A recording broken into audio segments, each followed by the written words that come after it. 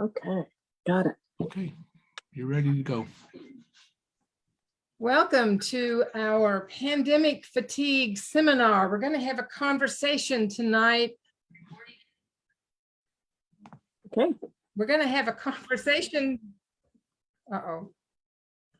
to talk about this pandemic that has come to take over our lives for this last almost 2 years, and how we manage and how we can stay the course in terms of our responses, both from a physical health perspective, but also from a emotional and spiritual perspective as well. We have two guests joining our Lyndon Baptist Church health team, and Kathy Bryant is a nurse, an RN who works with the Norton Faith and Health Ministries, and she's a nurse educator that we have used her resources several times in some things we have done at church, and she's going to share her resources again tonight as we think about the pandemic. And then Wade Rowett, Dr. Rowett has several combinations of letters that go after his name. One of those is he does clinical pastoral education. He's a marriage and family therapy. He's a member of the American Association of Marriage and Family Therapists, and he is also a part of the American Association of Pastoral Counselors. He is also someone that has been a mentor and a friend for me for many years, and I value his friendship and look forward to the ways in which they will enrich our conversation this evening. Our format will be the following. What we're going to do is Kathy's going to share with us about how to evaluate the information that you get about COVID and to determine reliable information and sources that you can go to. And then Wade is going to talk in terms of more the emotional side of this and the mental health side of this. And then we will engage in just a conversation, which you as Facebook Live participants are welcome to put in the comment section, either questions or remarks, and we will be monitoring those over the course of the evening and share those and add that will enrich our conversation on screen. So Kathy, if you would begin by sharing from your expertise about resources and how to determine reliable information. Absolutely. Can you hear me okay? Yes. Yep. All right. And are you able to see my screen? Yes. Yay! All right. Well, thank you, Larice and Lyndon Baptist and everybody on who's listening and coming in. I am really grateful to be here and for the opportunity to share just a little with you.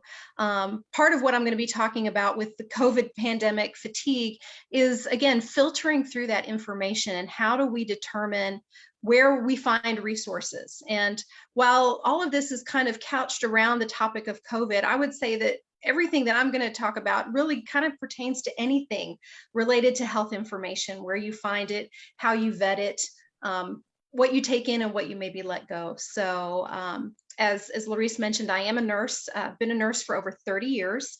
And for the last 13 years, I've actually worked in based education, working with faith communities and faith groups to promote health and wellness in a variety of ways. And so have always had to kind of find good resources and make sure that the information either I'm sharing or I'm connecting them to is reliable, trustworthy, accurate, timely, all of those good things. I just recently finished my master's degree in public health and spent 3 years in academia, writing papers and doing projects and presentations. And boy, if you don't cite those references, you're in big trouble. So, you know, that's just been part of my world and my life. So I'm going to just in a few minutes time kind of give you the 30,000-foot view of how to maybe begin to ask some good questions to help you in your discerning process. So I think, as Larice mentioned, and as we're all aware of, especially in regards to COVID, you're being bombarded with information almost 24/7. And for 20 months now, it feels like every conversation, every news article, every bit of information somehow comes back around to COVID, whether it started somewhere else or not. And it's very hard to really know what should we be listening to? What voices should we be picking out of the chaos and the cacophony of everything out there? So again, I've only got a few minutes. I'm going to give you some good pointers and ways to do that. This is kind of the slide that would be the abridged Reader's Digest version of what I'm going to talk about over the next 15 minutes or so. Seeking reputable sources, that really is the crux of all of this, is listening to the people who really know what they're talking about. And I would say it really does start with known medical professionals. And I'm not necessarily talking about the medical celebrities that have emerged from COVID. Those are definitely ones that we're hearing a lot from, and they have lots of valuable insights. But I would say starting even with the medical professionals that you know in your own world, your trusted healthcare providers, your neighbors who work in the medical field, who have given you good, sound medical advice and information in the past. Among those, I would hope that the people that you are seeking healthcare from, your personal physician, nurse practitioner, medical clinic, or healthcare source, that you trust them. And so those would be great people to go to when you have questions, when you want to get opinions and advice, when you want to kind of vet information that you're hearing elsewhere. Definitely turn to them. And make sure that the medical professionals you're talking to are subject matter experts in the area that you're asking. So for instance, I have several medical professionals in my world. I would not necessarily go to my dermatologist about an abnormal mammogram report. I wouldn't go to my OBGYN and ask about this weird looking mole on my arm. I would go to the ones who I know have the expertise, have the experience, who have the specified education in the field that I'm looking for. And I would say that's definitely true, certainly in COVID. Go to the people who are doing the research, the people who are immunologists, epidemiologists, medical researchers, pharmaceutical experts, all of those experts in their field. There's a reason they're experts. Unfortunately, we don't always have 24/7 access to our own personal medical professionals or the subject matter experts. And so many of us have taken to finding technology as a friend in our internet searches. And so you can see here on that graphic on the right that about 90% of us say that we use the internet and technology to look for medical advice and information. And this was a survey that was done back in 2014. I would venture to guess that 100% of people who have a computer and internet have used it in some way or fashion to seek for medical information. And that's fine as long as you're knowing how to find the reputable, trustworthy sites. And that's what we're going to spend a great deal of my time, at least, on talking about. What questions do we need to ask as we're looking at those? And then lastly, the two that I have kind of in red here, news outlets and social media. Whether we're looking for information from those sources or not, we're getting it. You can't turn on the television without getting a news report or a headline somewhere. You can't go on your Facebook page to look at pictures of your grandkids without having to scroll through lots and lots of different posts that people have made. Some know what they're talking about and some do not.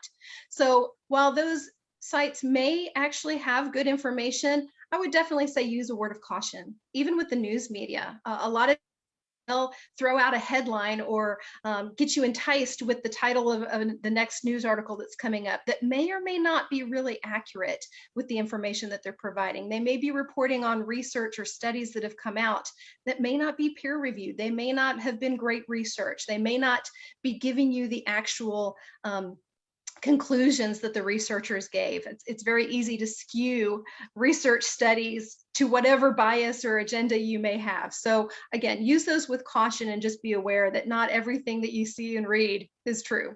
I think we hopefully know that. So beyond that, how do we go about figuring out, especially with online sources, which may or may not be really helpful for us, how do we determine quality, accuracy, reliability, all of those things? Well, we do have to kind of play detective. And I think the three big questions that we want to ask whenever we're reviewing anything is who, what, and when. The first question is who. especially for websites and online things, who is putting out that information? Who runs the site that you're looking at or reviewing? And there's a few clues. If you look at the website address, that dot whatever kind of clues you in as to who may be sponsoring or running or putting up the information on a site. So if a website is a .gov site, that generally means it's a governmental agency. If it's a .edu site, that means that it's an educational or academic institution. Those can be pretty well trusted. They're vetted by professionals and they're peer reviewed and they're updated consistently. Then you get into ones that can be a little more nebulous. The .orgs, generally pretty reputable. Those are usually nonprofit organizations and professional institutions. And then the .com is the one that's probably the least professional of all of them, or tends to be. I won't say that they're not good sites, but they tend to be more general in nature or a commercial website. So I've given you a couple of examples on this slide. I know it may be a little hard to see, but the top left one here, in 2020, COVID was the third leading cause of death in the US. And you can see I've got circled, that's from the CDC. That's a .gov, governmental agency, very transparent. If you actually went to CDC or you went to that little, I don't know if you can see my little arrow down here, where they reference it, it would take you to that information. It would take you to, you can even see underneath here, where they got that information from, so that if you wanted to do a deeper dive, you could actually find the research or the data that they're referencing in that infographic. The one in beige is from the Utah State University, so that would be a .edu site. And not only do they tell you which institution they're from, they reference the actual articles and research where that information came from. So transparent, you're able to check the sources, you're able to see exactly who's putting that information out. If you're on a site, maybe an org or a com, where you don't really recognize the group or the agency, a good hint is to maybe check the About Us section on that website, and that will give you some background information about the people who are posting that. You might get staff information, be able to get a little bit more of a clue in as to where this organization came from, what their purpose is for the site, what their agenda may be, and if there might be any kind of hidden biases going on. And then finally, the last two questions, who edits and reviews contents? Some content is public domain and anybody can kind of weigh in or put their information in. Wikipedia is a good example of that. So again, may have very good and helpful information, but some of it may not be well vetted for accuracy and content. So be aware of who is sponsoring the websites or internet information you're seeking. The what is the purpose of the site? Why is that information being posted? And this may be a little harder to kind of determine, but some clues that you can get in are, as you're looking through that website, again, who is it? That may clue you in, but also, you know, what is the purpose of the site? Is it for health awareness and education? Is it some sort of call to action, like you need to get your colonoscopy, you need to take this drug, you need to do whatever? It may be promoting a specific group, a person. It may be promoting a product. Are they trying to sell you something? That should be kind of a red flag if that's the purpose, is to get you to believe some claim that they're making and act urgently to buy whatever it is they're selling or promoting. Are they fundraising for a particular cause? Are they trying to promote a particular agenda? Is there a political twist to what they're saying? So all of these are good questions on the what. What sources are they citing? Are you able to go and verify the information that they're posting? And they should be, if they're reputable and trustworthy, that should be pretty transparent. It should be easy to figure out, where did that data come from? What research are they claiming when they're making statements about COVID or whatever topic they're talking about? Can you do that deeper dive on their website, or is it kind of hidden and hard to find? How is the quality and accuracy of the information controlled? And again, who are those people and what are they doing with that? And then finally, when. Timeliness is really important, especially when we're talking about something that has changed so much, like COVID. You know, the information that we had back in March of 2020, I hate to say, is kind of outdated now, most of the way, because of what we've learned in the last year and a half, how the pandemic has progressed, how our treatment options have changed, our testing protocols, all of that. So even a year and a half can make a big difference in the quality and accuracy of information. When the information is posted, should be very easy to find. In this example here, it is at the top of that web page. Last updated October 27th of this year, so it's only about 2 weeks old. That's very timely. It can sometimes also be found at the bottom of the web page. So kind of look at top and bottom, but you should be able to see when it was posted. You should be able to determine, is that information still current? Now, a good rule of thumb for me, for internet, I don't want anything that's really not been updated or posted in over 2 years. I really want stuff that's fresh and current. Now, if you're looking at research articles or journal articles or things like that, you may go back a little bit further. But for internet, that's supposed to be very timely and relevant. I highlighted a couple of other things here that I think are also very helpful when you're looking at websites, and kind of go back more to the who and the what. If you see here, this article from the National Institute of Health is looking at COVID guidelines. And how they've been updated. And so where did my arrow go? Right here in the middle of the paper or the page is the see the panel roster for list of panel members. You can click right on that and see exactly who was on that committee that made those guideline recommendations. You can find out what their credentials are, who they're affiliated with. Over to the left, panel financial disclosure. That's a great way to kind of know who's funding them or who gives them grants, and that may kind of allude a little bit too if they have any type of biases or being kind of slanting their agenda maybe for particular groups or not. So those are good things to be looking for, especially as you're looking at information that can or may not be very helpful. So basically, I know my time's going to run short here in a second. If you want to kind of break it down to a simple acronym on how to evaluate information, I would ask you to ask yourself, does this pass the CRAP test? And CRAP with 2 A's. This is actually a legitimate, well-used research acronym for any type of research. It doesn't have to be just general medical information. It can be on anything. And you find a lot of academic institutes in their research libraries, they use this as kind of their standard tool for evaluating information. So C, I've already alluded to, it stands for currency or timeliness of the information. How old is it? R stands for relevance. How does it fit into what you're trying to find out? Does it really answer the questions you have? Does it really tell you what you're looking to know? The first A is for authority. And again, that's the credentials and the credibility of the people who are posting the information. What is their expertise? What is their background? What gives them credibility?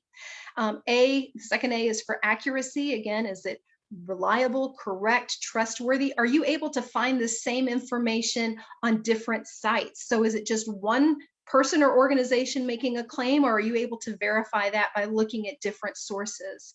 And finally, P, that purpose. Why is that information out there? So I guess if I'm going to say I want some key points for you to take away from my little segment of tonight's program is, again, evaluate information from a multitude of sources. Do they match up? Do they both all make sense? Do they contradict each other? And if they do, then keep digging, because the truth is in there somewhere. Don't share or forward information unless you vetted it for accuracy. I have a great, wonderful friend, and I will use her as an example of what not to do.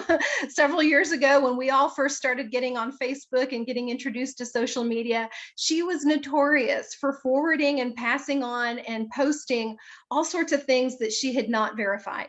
Every urban myth that was out there, every lost pet notification or missing child report. And I would constantly go back to her and say, did you know that lost pet thing was posted 2 years ago? I don't think that's still a problem. Or, hey, that urban legend is a total falsehood. If you go to Snopes.com, they completely rip that apart. And she just didn't really seem to care too much. But I'm like, don't share misinformation. Don't be that person. Do your due diligence so other people can feel good about what you're sharing.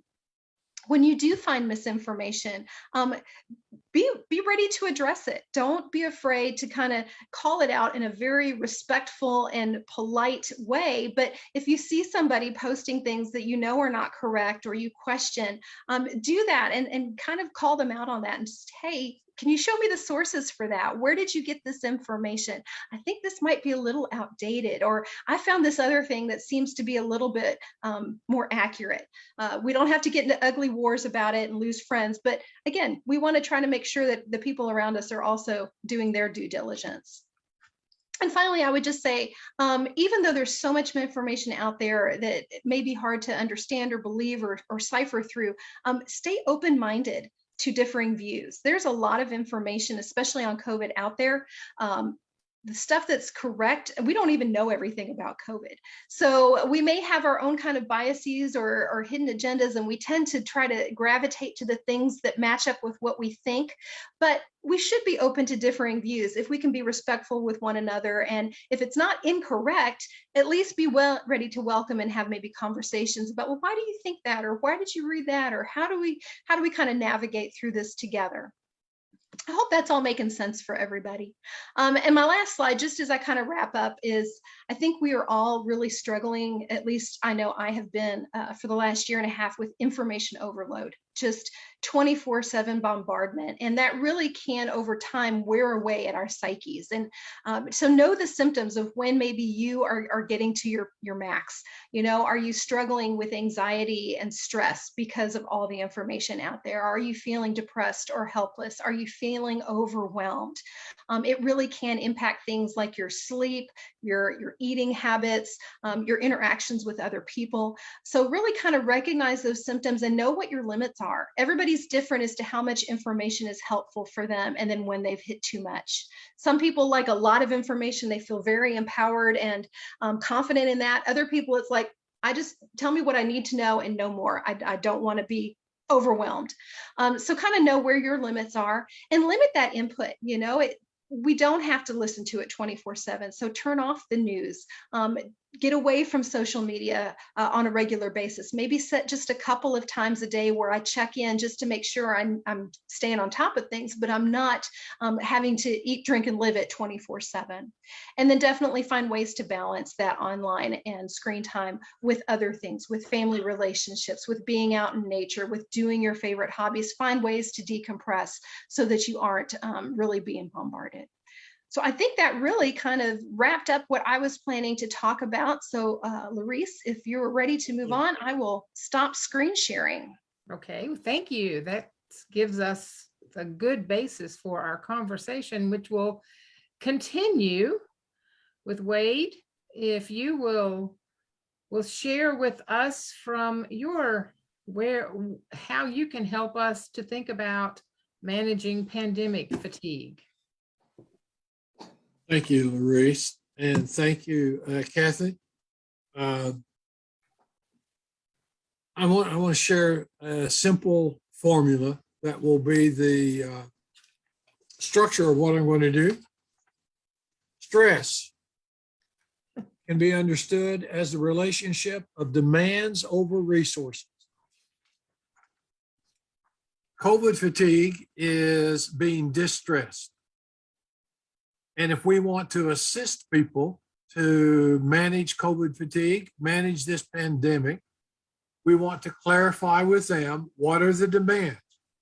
And as Kathy so accurately pointed out, they can come from a lot of areas, and we have to listen to each person. And when they are overstressed, they might be depressed, they might be anxious, they might be withdrawn, they might be sad, sleepless, loss of appetite. But the stress is when the demands exceed the resources. So as caring individuals, as caring congregations, our role is to assess the demands, the stressors, and decrease them when possible. Sometimes we decrease them, as again, Kathy pointed out, by clarifying misinformation. The sky might not be falling. You know, it is now safe to be around vaccinated persons at a distance. it's an ever-changing research environment. So we can decrease demands by getting the truth, perhaps, to do it. And then I want to talk about how we increase resources, how we provide the kind of support for those for whom the demands aren't necessarily going to decrease that much. Some of you may have seen an article I did in the Courier Journal opinion page about COVID anxiety. I think it was in the first part of March. As I mentioned, in April and May, I did a 6-week course with churches about assessing anxiety. And the anxieties vary from person to person. But you've seen a lot in the news media. Maybe you have experienced, I certainly have some of these anxieties and stressors. And I think one of the first one is fear of illness and fear of death. And particularly assessing the risk for myself and for the person. Not every person is at the same risk. I have a family member who has MS. It has an immune deficiency and is at more risk than some other persons might be. I have a 2 stents in my heart and a partial blockage. I'm at more risk than some persons. So assess the actual risk to illness or death, and begin to get adequate information. I always ask persons, have you talked to your physician about this? Have you talked to a nurse practitioner? Get them to the person they can trust around that. Getting some information about their situation and their context is one way to deal with it. A second stressor that we experience a lot of is economic stress. My goodness, the number of people who've been unemployed, the number of people whose jobs have changed, the supply chain. Early on was, are we going to run out of paper towel and toilet paper? I had friends delivering toilet paper to each other's door as a gesture of goodwill. So people panic with misinformation and the stress around economic situation.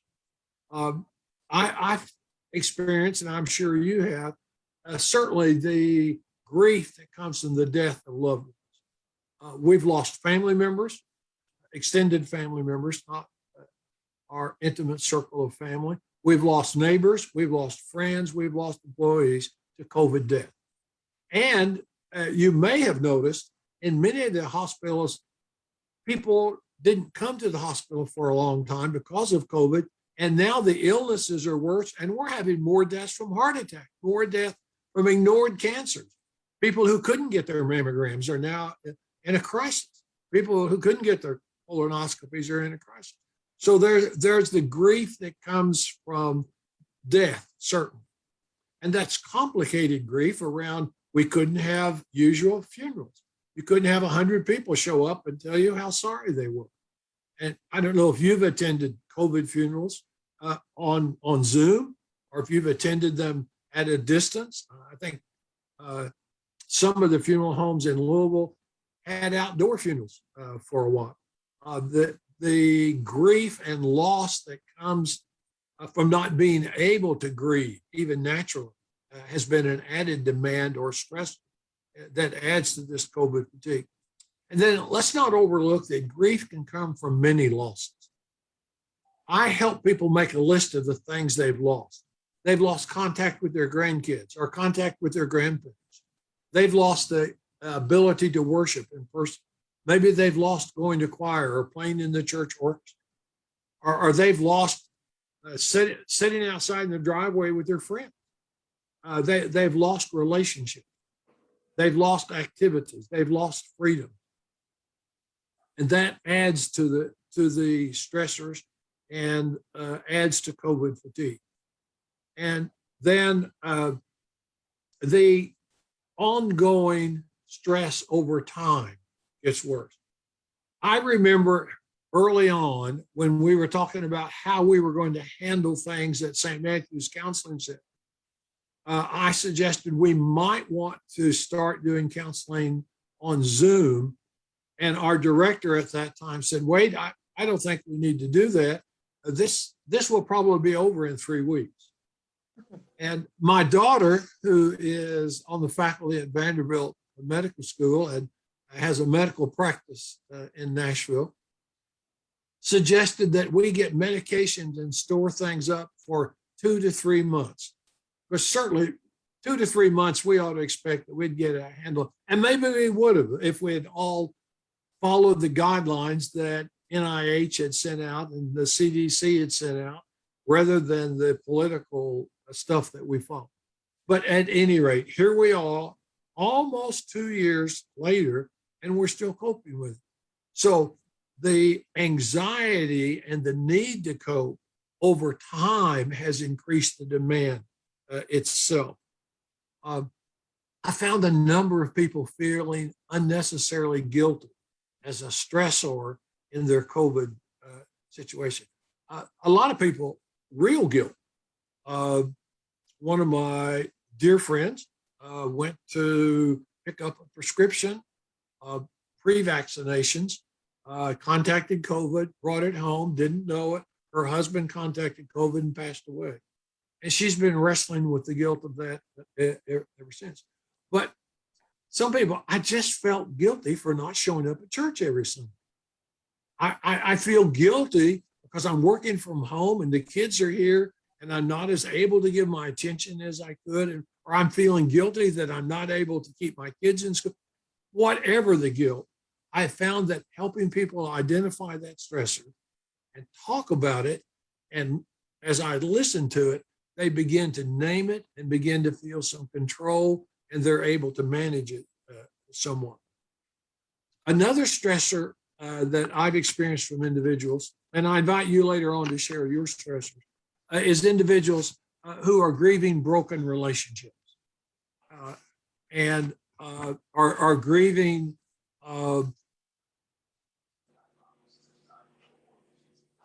relationships that are either broken by distance or are broken by the inability to cope with the stress.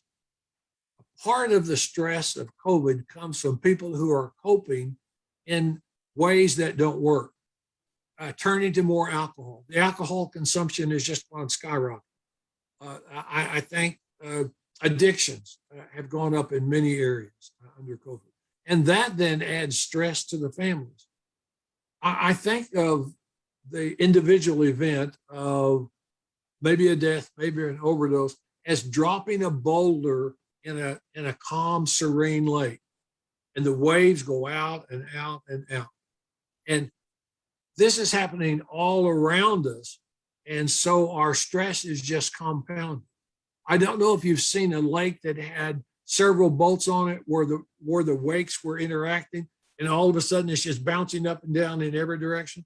That's kind of how anxiety and grief and depression are during COVID in my understanding of it. So what do? We increase the resources. First, as I've indicated, we increase the resources by helping them name it, understanding the emotional pain that goes with it, letting them create some options, and this is where the Christian principle of hope comes in. I imagine what would be better. If this could be better, where do you imagine we could go? Accepting them, find those new resources sometimes, referring them to places, facilitating their finding resources to make things different. A number of people, the anxiety was, I'm going to catch it. We couldn't get masks online. So people started making masks. That's a perfect example of finding resources and making it easier for people. I think one thing we can do with them is provide regular emotional sanctuaries for people. Have a place where people can go and be still and turn off the media, turn off everything, but to have an emotional sanctuary as a resource. I've also found it constructive and helpful to have people have what contact they can have with persons. Yard visits, opportunities to see people from a distance, Zoom visits. I shared with Larice that one of the blessings of COVID that's come to us is every Sunday night from 8 o'clock until 9:30, our children and grandchildren and spouses all Zoom with us, 15 of us on Zoom.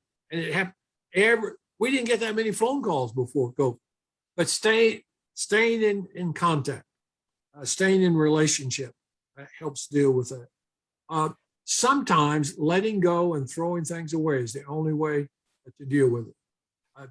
Don't pick it up if it's a rumor. Don't pick it up if it's a stress you don't need. If it's not relevant to you, let it go. Simplifying our routines and our lifestyle can also assist in increasing our resources. Then finding someone regularly to check in with.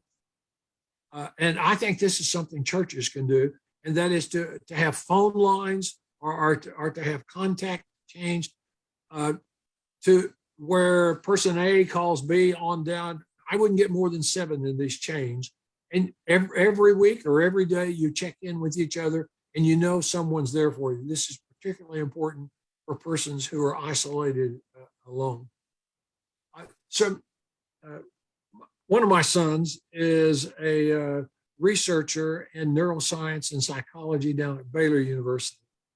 And he put me on to some research that the simple act at the end of each day of sitting down and writing out 5 blessings boost your immune system over time. It is a resource for us to look on the positive side. Now, I'm not saying ignore pain, don't deal with issues, but I'm saying the role of hope and optimism are really important.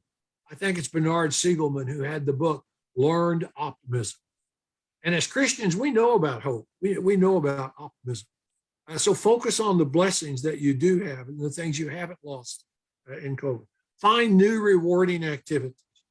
I've taken up watercolor art years ago as a relaxation method. My art's gotten much better in COVID. I make myself paint one thing a week to do that, a new activity. My wife and I get out and walk 2 miles every day. We've done that in COVID, no matter what. So find a new activity, find things to do within your abilities. Maybe find a new food, play, eat, take up something different. I talked to a pastor today in the support group I'm working with, and he said, during COVID, I've taken up sewing.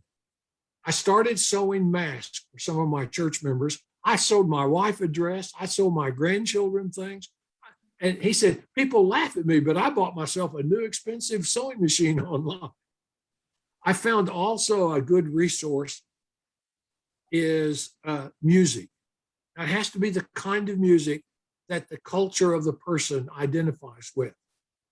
But regular periodic times with music can be an extremely positive resource for us. And my own bias is we need support groups. Every member of every congregation needs to be a part of a 6 to 8 person support group that meets weekly. Now, it happens in Sunday school and choir. It happens for a lot of people. But 2/3 of the people in our world don't have them. We need to organize them and make them available for them. Another resource is to find new safe activities. We've discovered our state parks. We've took our grandchildren outdoor and safe to the Falls of the Ohio. But find new resources, find new things. The things you can do. It can be very, very, very helpful and positive in that. And then I want to suggest. Give me just a minute while I pull it up here.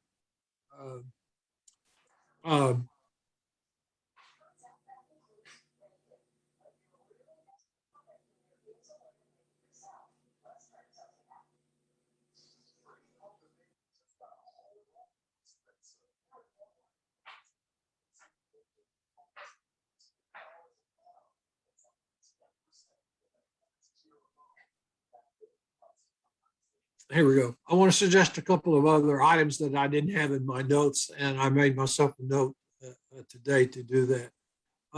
And that is find a new place of service as a resource to deal with COVID. The scripture puts it very simply: lose yourself for Christ's sake, and you will find yourself. Those who try to find themselves, I redefine that as the egotist, will surely lose themselves long range. But those who lose themselves in service for others will find themselves. Rethink what you are hoping for, and rethink the priorities will make a difference. Some of us are anxious about losing things we really didn't need in the first place. Reprioritize where you are can help us with COVID stress. And of course, you would expect this from a minister, and that is return to your basic practices of faith. Return to your practices of faith. Ritual, find and say a favorite prayer. My grandson surprised me, and he said, "Grandpa, have you remembered the 7 fruits of the Spirit for 9 fruits of the Spirit from Galatians?" And I started saying them, and I got them all in order. And he stopped. And he said, "No. It's love, joy, peace, patience, kindness." And he said, a simple routine that I do every day is I stop and breathe in to the count of 10 each of those words, and I exhale it. I breathe in 10 peace and 10 exhale. And it's just a simple little faith ritual that's made a wonderful difference as I'm coping with the fatigue and the ongoing stress of living with COVID.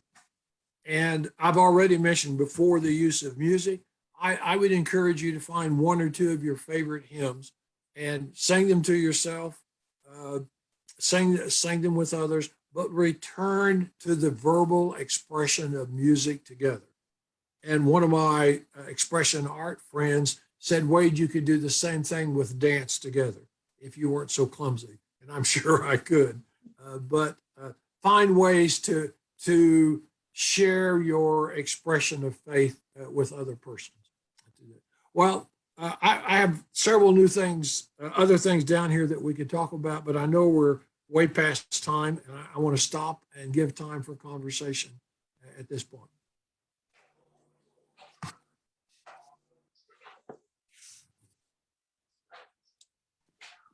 Larice, As I have thought about pandemic fatigue, there's a phrase that Reverend Bill Kaufman used, and he used it, and I think I heard a sermon that he did with the title "Living in the Meantime," and that's kind of what it feels like we're doing here. We're living, and not just existing. That as you've each shared, it is essential that we have the quality of living, not just breathing in and out for 24-hour periods holding on until something else happens, but what can we do now? And I was, Wade, you had no way to know this, but in November, our theme for our services and throughout November in a variety of contexts for Lyndon is gratitude. And gratitude, not just the broad, all of the blessings, but even as we and the health team have talked about, even being grateful for some things about COVID that aren't, maybe not that they're not positive, but there are things that are really mixed blessings. But to find those places, and when I am able to do those things, I am in a much better place to be able to do exactly as you have said. So at this point, I invite others on the health team to engage in conversation, both with think it looks like we may have lost Kathy, but to just engage in conversation with the material that we have heard. And if you are watching on Facebook and wish to type in the comment section a question or something that you would like for us to share as a part of our conversation, please do so, and then we will respond to that as we get that information. So I invite those of you on the health team your questions, your comments.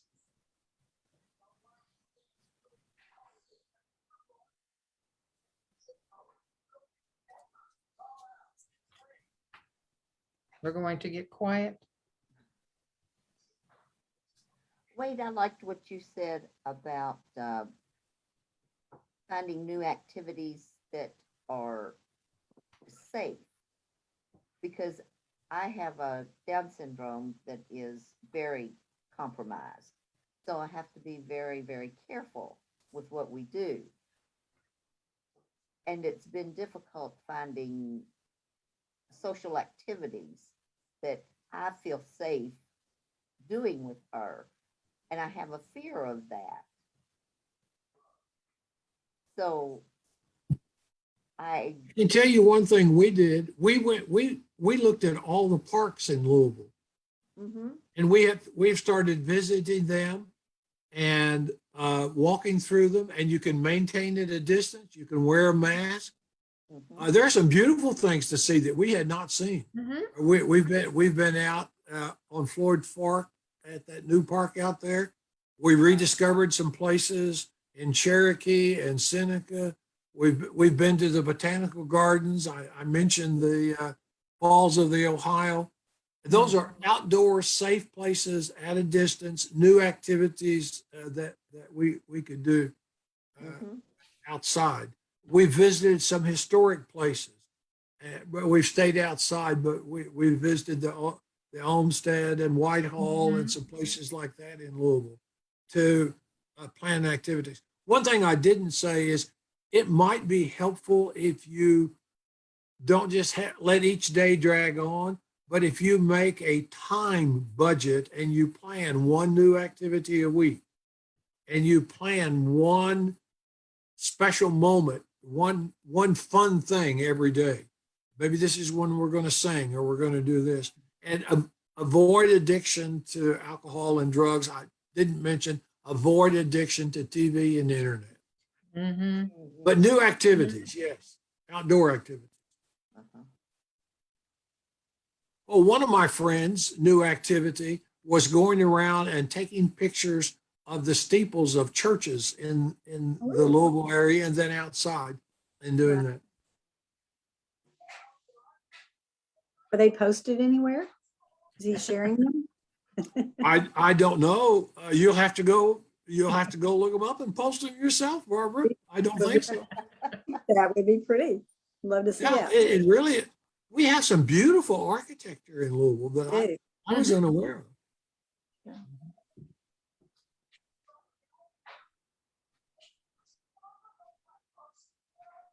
I would be interested to hear, particularly from Barbara and Sandy, if there are stressors you've heard from people that I didn't mention beyond the ones that I mentioned.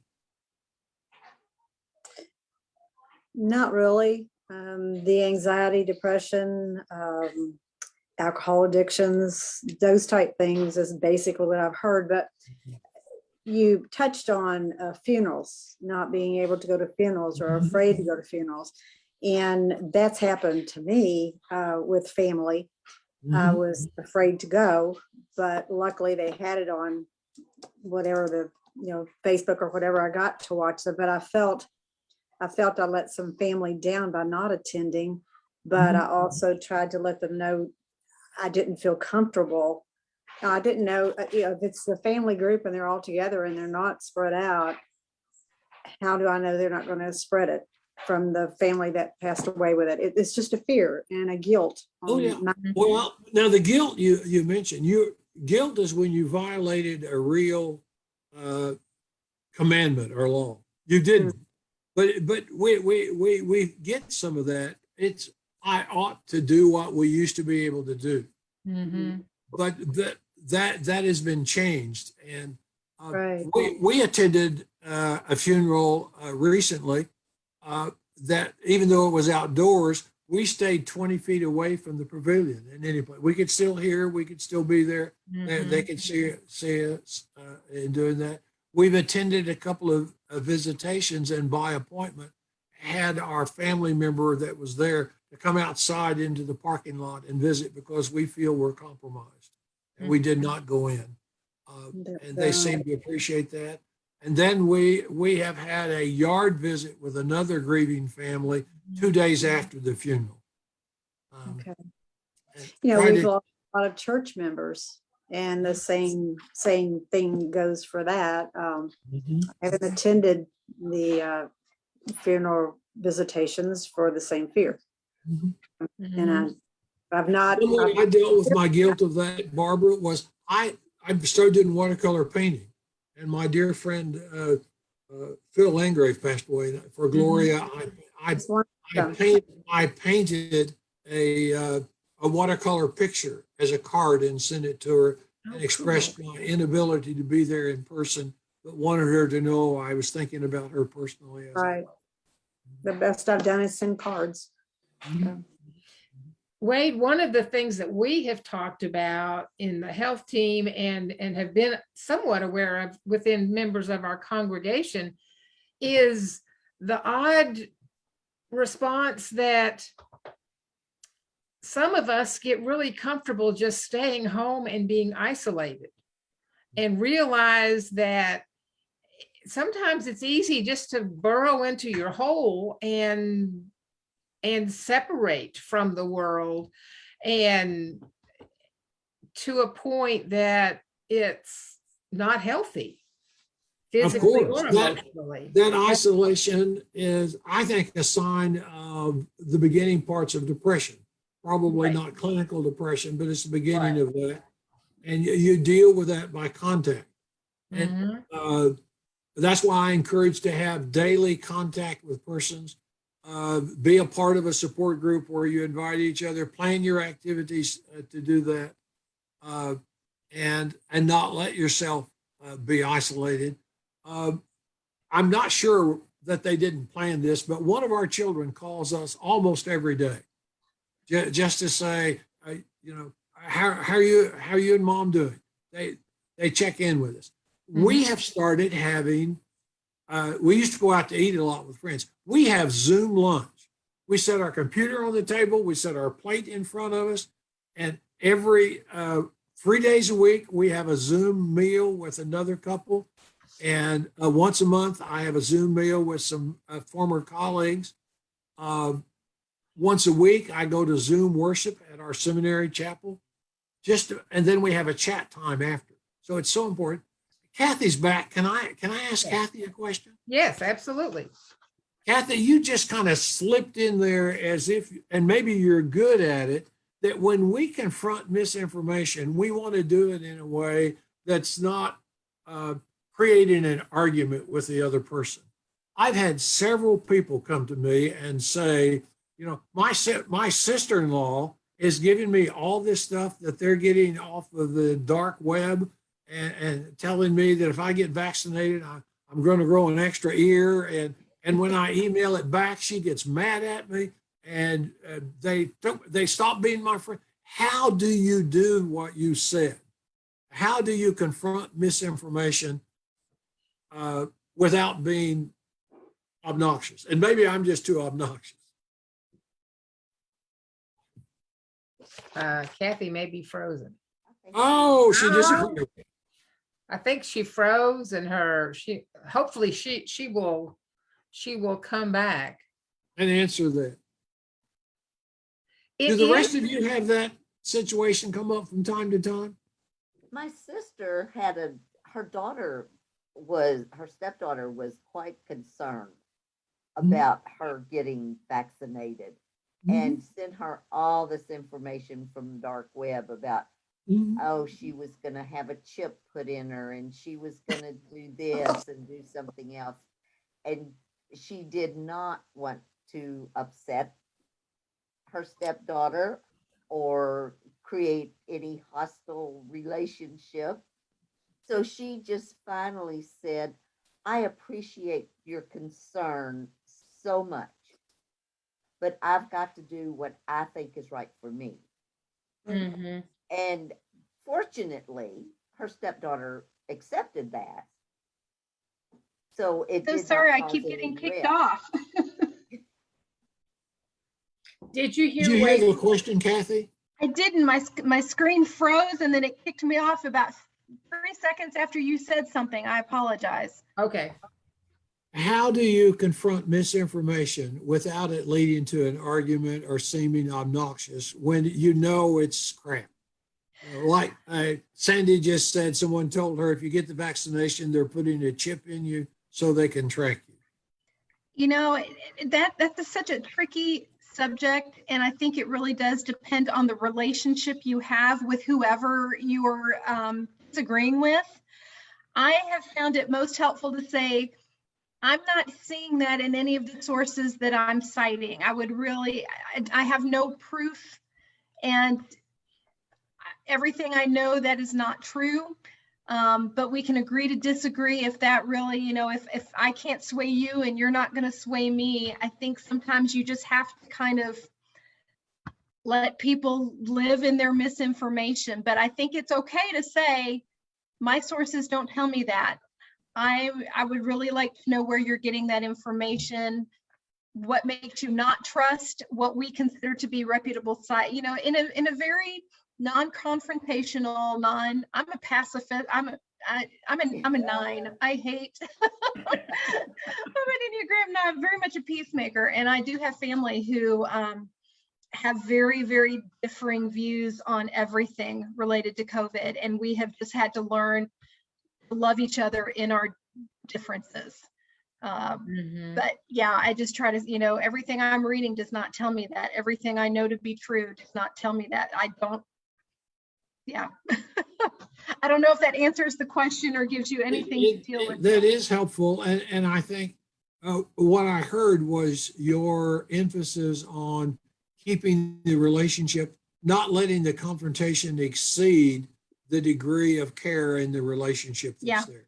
Yeah, to me, the people are more important than the position. And at the end of the day, I think we all end up doing what we think is best for ourselves and our families. And, where can we find the common ground, even if there are maybe big gaps in between there? Yeah. But then there are some people, it's like, we didn't have that strong a relationship anyway, so I'm just gonna walk away. To me, it really doesn't matter. I struggle with not over confronting. I think I want to just say, that doesn't pass the crap test. It doesn't. Saying that on the inside, I am really bad about saying it on the outside. And again, I'm very much a walk away when you can, and hold your ground where you have to. But it's just easier for me to be like, you're entitled to your opinion, even if it's wrong. And I guess I am too. Right. Sandy's comment about each of us have to do what we have to do. We can testify to taking each of us is responsible for ourselves. And that's all we can control, really. And in fact, I'm doing a presentation next week for another group on safe gathering for the holidays. And kind of my underlying message is everybody knows where their, comfort level is and where their risk level is and what's worth it for them to step outside that and what is not. And we have to be okay with that with each other. And if I'm not comfortable going to the family gathering because I don't know that everybody's being safe, then you're going to have to accept it. I'm going to have to accept it, and everything else. So yeah, and not feel guilty about it. And it's okay. Yes. And not be blame made each to other. feel guilty about it. I shouldn't pressure someone if they're not comfortable doing something that I am comfortable with, and vice versa. And I appreciate what you said about isolation, because one of my coping skills has been to kind of lock myself in my house, and I'm trying to break out of that as things change and evolve. But it's hard, you know, and there are some things I'm worth, you know, hugging my grandchildren is worth the risk to me. Going into a crowded restaurant or movie theater is not. So, but you know, everybody's different, and they have to do what they ultimately feel is best and safest for them. And hopefully we'll meet on the other side. Kathy, I'm like that, although I had grandchildren who wouldn't practice COVID safety, and I didn't hug them for a while. Right. We right. did convince them to get vaccinated, and now they're practicing safe standards. One of their dear friends got COVID and was very ill. That changed a lot for them. Yeah. Yeah. Well, I mean, I have grandchildren who can't mask, who can't, you know, they're too little and they can't get immunized yet. And they, you know, I spent several months where I didn't, and I finally said, dang it. Yeah. Yeah.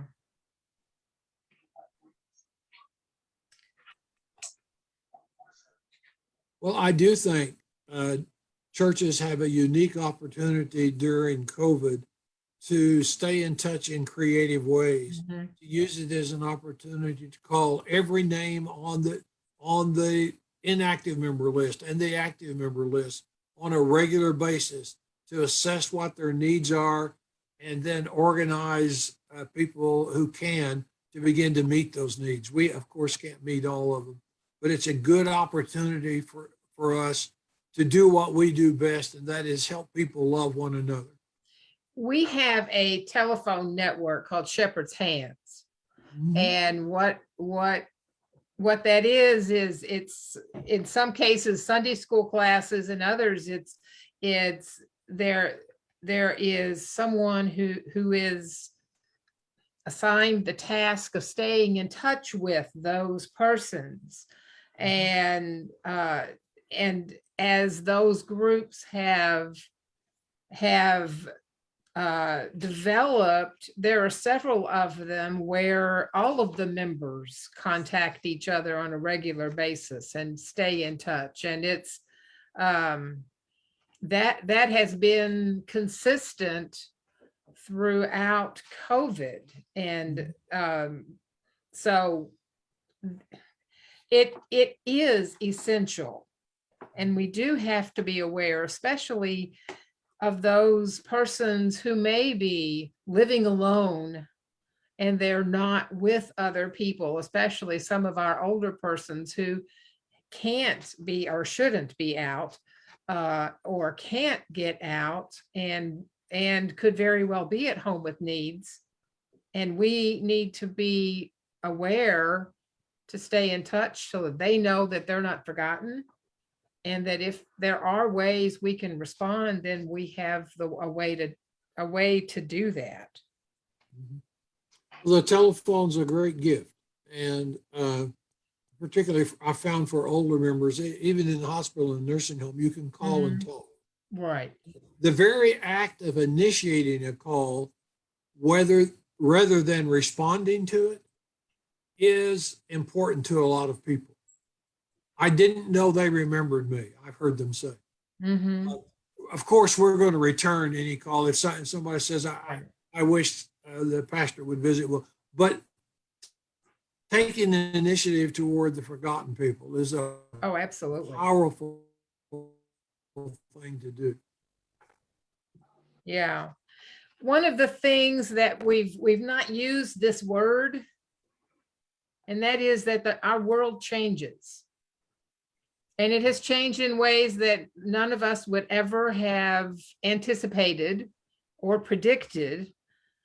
But the reality is it was going to change anyway. Change is a constant in our lives. So one of the mindsets that I find that I reflect upon on a regular basis has to do with what the new normal, the possibilities of what a new normal may look like. We will not go back to what we did before. And how can we make the best of that and make what comes next something that's even better? And I think for me, it's that perspective of a realistic optimism. It's not It's just, transformational. We want yes, to be transformational in our response. yes, We want to take the suffering and let it metabolize into who we are realistically, and with our faith, transform it to something bigger and better. And I firmly believe that in our faith journey together, we can take suffering and have something even further. Yeah. One of my illustrations of that is my father lost his arm just above his elbow when he was 42. And it forced him to go back and take classes. He became a realtor, the county tax assessor. And he said, I'm never going to grow another arm, but I've become a bigger man since my accident, which is a way of talking about the transformation that happens from suffering if in faith we work together to find that. and that's where the gratitude of what what can we we be have. grateful for COVID, we have a new perspective. Mm. Mhm. And we are going to look at things differently. Yeah. And we can make the choice to make it transformational. Ruth, you look like you're about to say something. Yes, I had shared with this group. They have been my support group on Tuesday nights for the last year and a half. But one of the things that I was very surprised to find was my gratitude for COVID when my mom died. My mom died in June. She'd been in at Sunrise of Louisville in memory care for a little over 3 years.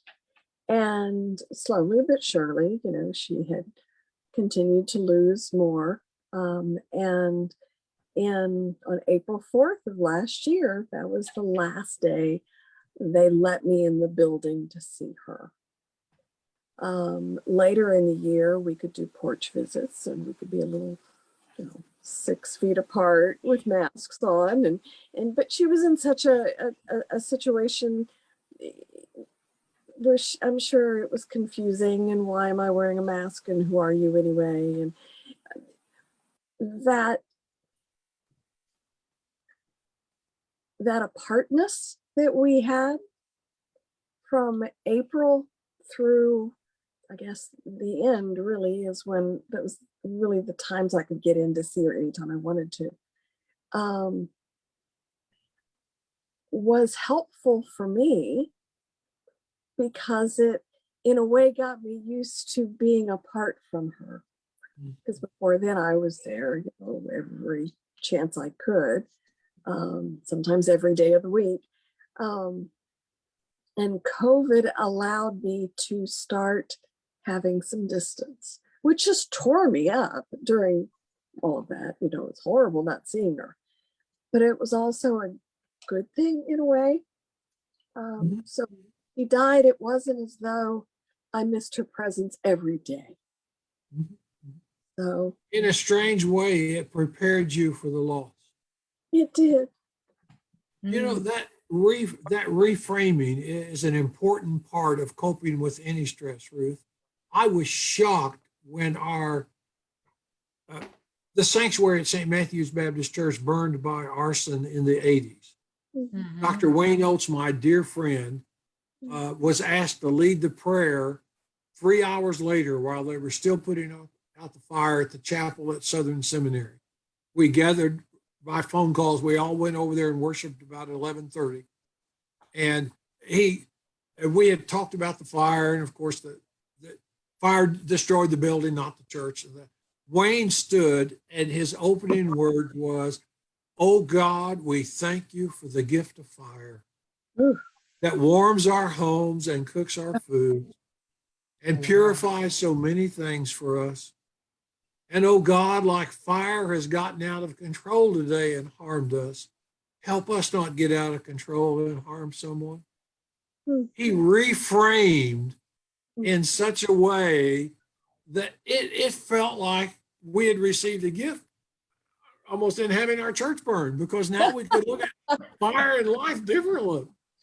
So reframing is a technique that therapists use all the time, can take a long time, but is an important part of coping with anything, Ruth. Look for the blessing in the midst of what you're going through. And I didn't call it that earlier, but the hour and a half of Zoom time with all 15 of us in our family, grandchildren and all, has been one of those blessings that COVID has brought us.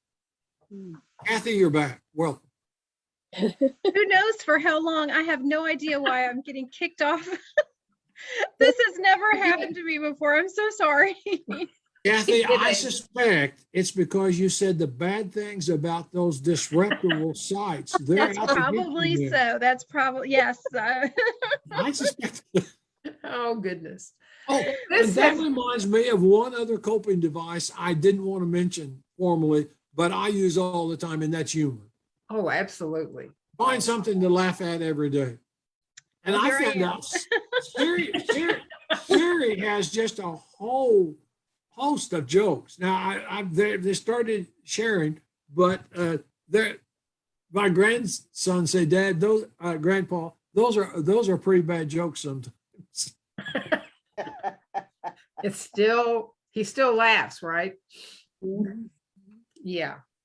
Well, thank you. This has been wonderful to have this time and this conversation. And Wade and Kathy, thank you for your offering your expertise, as well as joining with us and thinking about how we continue to walk this journey of the pandemic, and maybe to do so, especially as we enter a holiday season with Thanksgiving and Christmas and gatherings, and that we can do so conscious of how we can take care of ourselves in the midst of that. So thank you. And for those who have been watching on Facebook, thank you for your joining us. And thank you for our health team. I appreciate on Tuesdays when we meet, we have some very good conversations, and sometimes, Wade, we take care of each other and challenge each other when we need to.